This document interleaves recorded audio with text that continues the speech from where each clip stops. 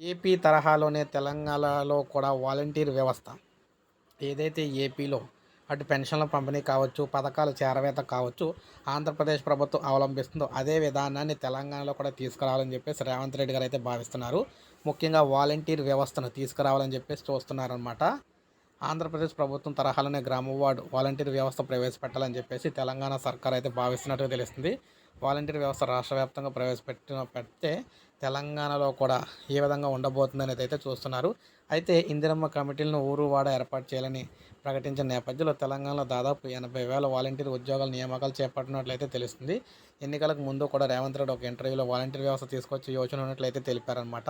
అధికారంలోకి వస్తే కార్యకర్తలను వాలంటీర్లుగా నియమిస్తామని ఎన్నికల సమయంలో రేవంత్ రెడ్డి అయితే స్పష్టం చేశారు. 6 గ్యారంటీలను వాలంటీర్ వ్యవస్థ ఎంతో ఉపయోగపడుతుంది కాబట్టి 6 గ్యారంటీలు పథకాలు ఇవ్వడానికి ఈ వాలంటీర్ వ్యవస్థను అయితే తీసుకురాబోతున్నారు. ప్రజెంట్ ఆంధ్రప్రదేశ్లో దాదాపు 2,60,000 మంది వాలంటీర్లు అయితే ఉన్నారు. వారు ప్రతి పథకాన్ని కూడా ఇంటింటికి వెళ్ళి చేరవేస్తూ ఉన్నారన్నమాట. అదేవిధంగా వారికి ప్రజెంట్ అయితే అక్కడ 5,000 అయితే ఇస్తున్నారు ఆంధ్రప్రదేశ్లో గౌరవ వేతనం. అది కాకుండా అడిషనల్గా మరొక ₹1,000 అయితే ఇస్తున్నారు వివిధ ఆటలకని చెప్పేసి మొత్తం 6,000 అయితే ఇస్తున్నారు. అయితే తెలంగాణలో ఎంత డబ్బులు ఇవ్వాలి ఏంటనేది కూడా డిస్కషన్ అయితే చేస్తున్నారు. సో తొందరలోనే తెలంగాణలో వాలంటీర్ వ్యవస్థ అయితే రాబోతుందన్నమాట. ఇంటింటికి పథకాలు చేరవేయడానికి సంబంధించి. సో ఇదే జరిగితే ఒక విప్లవాత్మకం చెప్పుకోవచ్చు. ఎవరైతే ఈ వ్యవస్థ కావాలని కోరుకుంటున్నారో వారందరూ ఒక లైక్ చేయండి, సబ్స్క్రైబ్ చేసుకోవద్దు, మన ఛానల్ సబ్స్క్రైబ్ చేసుకోండి.